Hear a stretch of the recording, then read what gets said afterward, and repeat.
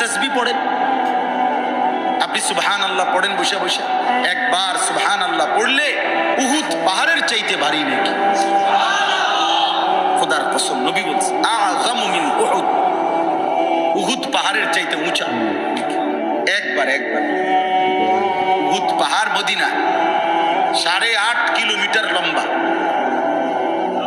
8.5 kilo লম্বা উহুদ পাহাড়।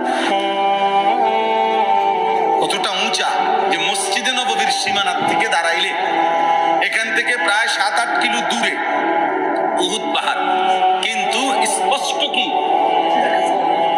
কতটা উঁচা, এত পরিষ্কার দেখা যায় পাহাড়, এত ভারী উহুদ পাহাড়। নবী সাল্লাল্লাহু আলাইহি সাল্লাম বলছে একবার আলহামদুলিল্লাহ পড়লে, একবার আল্লাহু আকবার পড়লে উহুদ পাহাড়ের চাইতে ভারী নেকি হবে। 100 বার কেউ সুবহানাল্লাহ পড়লে নবীজি সাল্লাল্লাহু আলাইহি সাল্লাম বলছে 100 গোলাম আযাদ করার সওয়াব।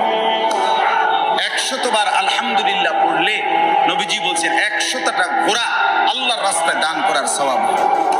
100 বার আল্লাহু আকবার পড়লে নবী সাল্লাল্লাহু আলাইহি সাল্লাম বলছেন 100 উট হজ্জের সময় মক্কার সীমানার মধ্যে কুরবানি করিলে যে সওয়াব, সেই সওয়াব।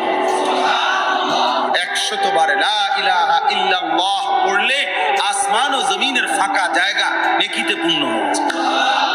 বিশুদ্ধ হাদিস। বলে সুবহানাল্লাহ, বলে আলহামদুলিল্লাহ, আল্লাহু আকবার, লা ইলাহা ইল্লাল্লাহ, আস্তাগফিরুল্লাহ, আস্তাগফিরুল্লাহ, আস্তাগফিরুল্লাহ, সাল্লাল্লাহু আলাইহি ওয়াসাল্লাম, সাল্লাল্লাহু আলাইহি ওয়াসাল্লাম। এই 6 তাসবিহ পড়ি। আমরা বললাম বুজুর্গরা বলে এই 6টা তাসবিহ সুবহানাল্লাহ, আলহামদুলিল্লাহ,